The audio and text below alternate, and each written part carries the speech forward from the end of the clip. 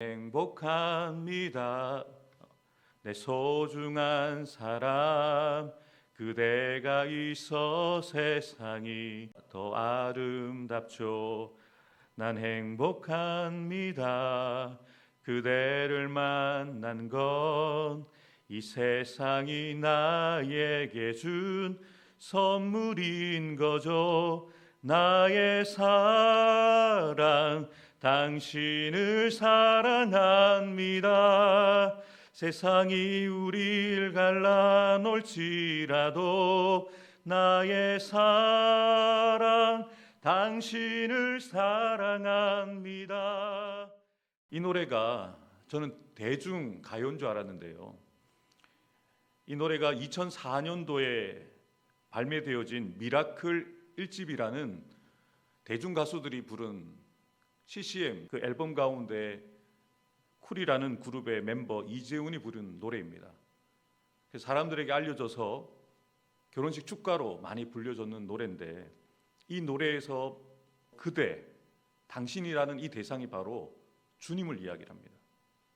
그러니까 세상 사람들은 그 의미를 모르고 결혼식 축가로 이렇게 노래를 부르지만, 의도되어진 이 노래의 대상, 사랑하는 대상은 주님을 이야기하는 그런 의미인 거죠. 제가 말씀을 준비하면서 이 노래가 생각이 나더라고요. 그 이유는 나중에 설명을 좀 드리도록 하겠습니다. 오늘 우리가 함께 묵상할 본문 말씀 시편 19편은 자연 만물 가운데 나타난 하나님의 영광과 그리고 하나님의 말씀을 찬양하는 지혜시라고 합니다. 토라시라고도 하고요. 크게 두 가지 주제를 다루고 있습니다. 1절부터 6절에서는 자연 가운데 나타난 그 하나님의 놀라운 영광을 찬양합니다. 그리고 7절부터 14절에서는 여호와의 말씀, 그 율법을 찬양하는 내용들이 기록되어져 있죠. 먼저 1절부터 6절에는 다윗이 하나님의 놀라운 영광을 찬양하면서 하나님의 말씀이 온 세상 끝까지 이르러서 하나님의 영광을 드러낸다고 고백하는 내용이 기록되어져 있습니다. 하늘이 하나님의 영광을 선포하고 궁창이 그의 손으로 하신 일을 나타내는도다. 날은 날에게 말하고 밤은 밤에게 지식을 전하니 언어도 없고 말씀도 없으며 들리는 소리도 없으나 그의 소리가 온 땅에 통하고 그의 말씀이 세상 끝까지 이르도다. 하나님이 해를 위하여 하늘에 장막을 베푸셨도다. 해는 그의 신방에서 나오는 신랑과 같고 그의 길을 달리기 기뻐하는 장사 같아서 하늘 이 끝에서 나와서 하늘 저 끝까지 운행하며 그의 열기에서 피할 자가 없도다. 아멘. 다윗은 하늘이 하나님의 영광을 선포한다라고 고백합니다. 궁창이 하나님의 그 솜씨를 드러낸다라고 노래합니다. 다윗은 자신이 눈으로 보고 있고 살아가고 있는 이 세상 가운데 보여지는 그 자연을 바라보면서 놀라운 사실을 깨달은 거죠. 이 자연이 하나님을 보여주는, 하나님을 계시하는 중요한 수단이 된다는 것입니다. 그래서 언어도 없고 말씀도 없고 들리는 소리도 없지만 하나님의 소리가 자연을 통해서 온 땅에 통하고 하나님의 말씀이 세상 끝까지 이르는 것을 다윗이 발견한 것이죠. 다윗은 일상을 살아가면서 하늘을 바라보면서 태양을 바라보면서 달을 바라보면서 하늘을 나는 새들을 바라보면서 들에 핀 꽃들을 바라보면서 하나님을 보는 사람이었습니다. 하나님이 지으신 만물임을 그는 기억하면서 하나님의 솜씨를 기억해내고 그 만물 가운데 담긴 하나님의 영광을 보는 사람이었다는 거죠. 다윗은 하나님께서 창조하신 해를 예로 들면서 하나님의 말씀이 어떻게 온 세상 끝까지 이르는지를 설명하는데요. 해가 뜨면 한 번의 그 빛이 하늘 이 끝에서 저 끝까지 비추는 것처럼 하나님의 말씀도 세상 이 끝에서 저 끝까지 이른다고 설명하는 것입니다. 다윗은 해의 빛과 그 열기를 피할 자가 없는 것처럼 하나님의 말씀 앞에 피할 자도 없음을 선언합니다. 세상 모든 사람들이 해 아래에 살면서 해가 비춰주는 빛을, 해가 비추어지는 그 열기를 경험하는 것처럼 이 땅을 살아가는, 해 아래 살아가는 모든 사람들이 하나님의 말씀의 영향력 아래에 살아간다는 것을 선포하고 있는 것이죠. 이어지는 7절부터 10절에서는 하나님의 말씀과 또 그 말씀의 능력, 그 말씀이 가진 효과, 효능을 찬양합니다. 여호와의 율법은 완전하여 영혼을 소송시키며 여호와의 증거는 확실하여 우둔한 자를 지혜롭게 하며 여호와의 교훈은 정직하여 마음을 기쁘게 하고 여호와의 계명은 순결하여 눈을 밝게 하시도다. 여호와를 경외하는 도는 정결하여 영혼까지 이르고 여호와의 법도 진실하여 다 의로우니 금 곧 많은 순금보다 더 사모할 것이며 꿀과 송이꿀보다 더 달도다. 아멘. 다윗은 하나님의 말씀에 대해서 여러 가지 표현을 씁니다. 여호와의 율법이라고 이야기를 하죠. 여호와의 율법은 완전하다. 근데 그 여호와의 율법은 우리의 죽어가는 영혼을 소성시키는 효과가 있다, 효능이 있다라고 이야기를 합니다. 여호와의 증거는 확실하여서 어리석은 자를, 우둔한 자를 지혜롭게 할 수 있다. 여호와의 교훈은 정직하여서 그 말씀을 읽는 자의 마음을 기쁘게 하는 효능이 있다. 여호와의 계명은 순결하여 눈을 밝게 한다. 여호와를 경외하는 그 도는, 말씀은 정결하여 영혼까지 이르게 한다. 여호와의 법도 진실하여 다 의롭다. 이렇게 자신이 하나님의 말씀을 경험하고 자신이 그 효능을 경험한 것을 이렇게 표현하고 있는 거죠. 그리고 이렇게 고백합니다. 금 곧 많은 순금보다 더 사모할 것이며 꿀과 송이꿀보다 더 달도다. 자신의 인생의 경험을 통해서 내린 결론입니다. 금보다 하나님의 말씀이 더 가치가 있다. 금보다 하나님의 말씀이 우리의 인생 가운데 가장 중요한 것이다라고 결론을 이야기하는 거죠.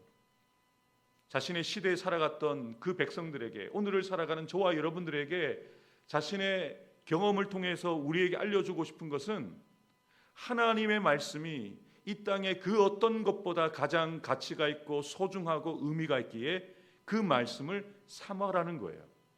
꿀보다 더 달콤하다. 여러분들은 어떠십니까? 하나님의 말씀을 읽는 것이, 말씀을 듣는 것이 달콤하십니까? 어렵고 부담되어지고 말씀을 읽기만 하면 졸리고 말씀을 피하고 싶고 아직 사랑에 빠진 사람이 아니라는 겁니다. 다윗이 하나님의 말씀에 대해서 이렇게 다양한 표현을 쓰면서 그 말씀을 통해서 자신이 경험한 효과, 효능을 고백하고 있는 것은요, 다윗이 하나님과의 사랑에 빠져 있기 때문입니다. 사랑에 빠진 자들은 그 사랑하는 그 마음을 숨길 수가 없습니다. 그 표정 가운데, 그리고 사랑하는 이를 바라보는 눈빛 다르죠. 말하는 그 한마디가 따뜻하고 달콤합니다.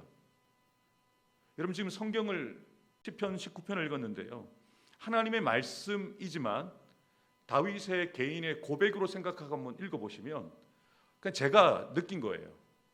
다윗이 정말로 하나님을 많이 사랑하는구나. 다윗은 하나님을 향한 사랑이 찐 사랑이구나. 지금 다윗의 사랑의 고백이 압축되어서 기록되어져 있는 거예요.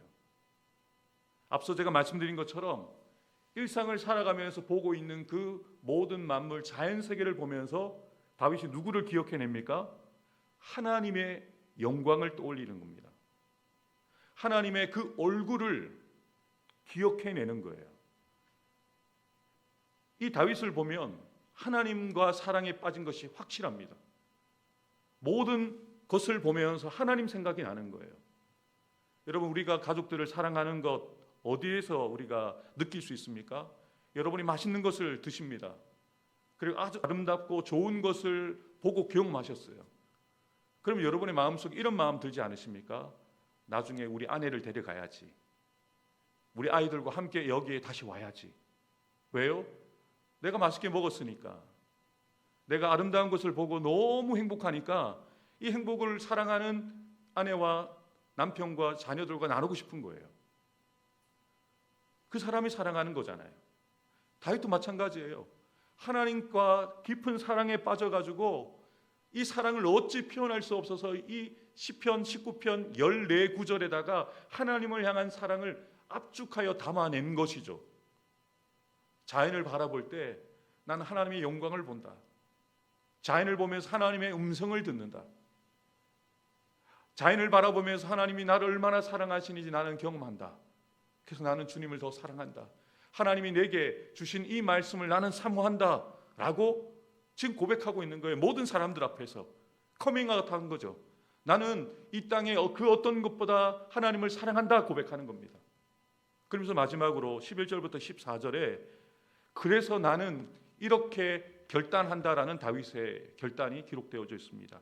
또 주의 종이 이것으로 경고를 받고 이것을 지킴으로 상이 크니이다. 자기 허물을 능히 깨달을 자 누구리요? 나를 숨은 허물에서 벗어나게 하소서. 또 주의 종에게 고의로 죄를 짓지 말게 하사 그 죄가 나를 주장하지 못하게 하소서.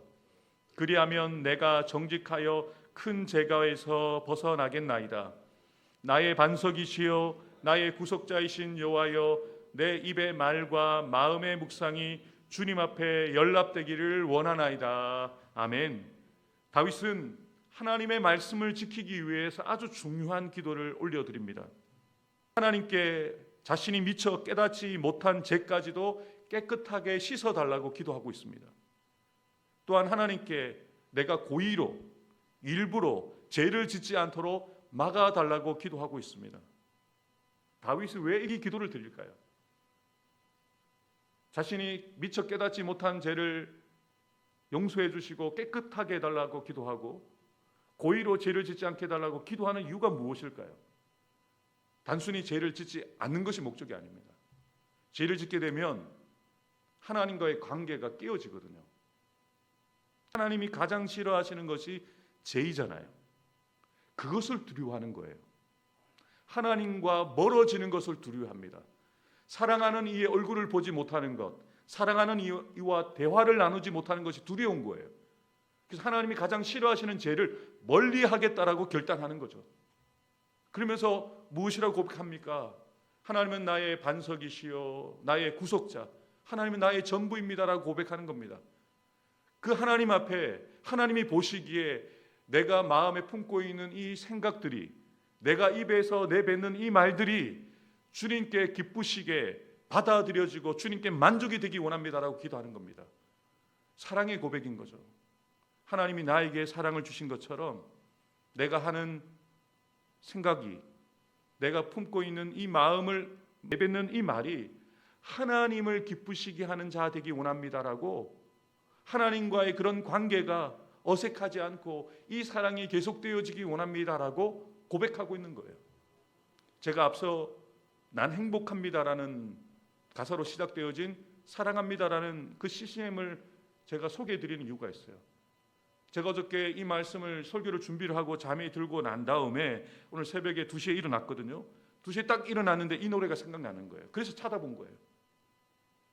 왜냐하면 제가 이 시편 19편을 반복해서 읽으면서 저에게 들었던 감동은요, 다윗은 행복한 사람이다. 진짜 행복한 사람이구나.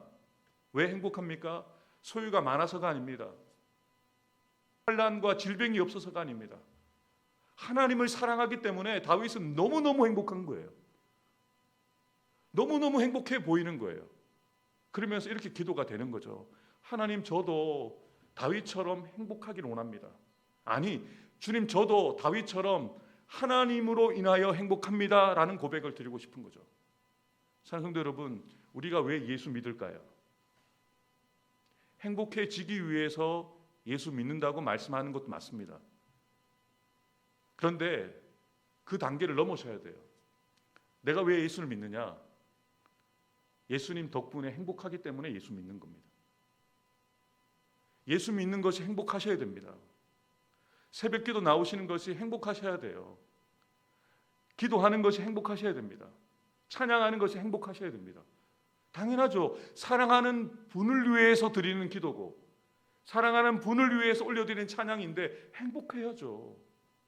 사랑하는 그분과 함께하는 예배인데 행복해야죠. 사랑하는 가족과 함께 식사하는데 얼굴을 찌푸리면서 식사할 수가 없죠. 사랑하는 아내가 앞에 있는데, 사랑하는 아들과 딸이 앞에 있는데 어떻게 인상을 쓰면서 식사를 할 수가 있습니까?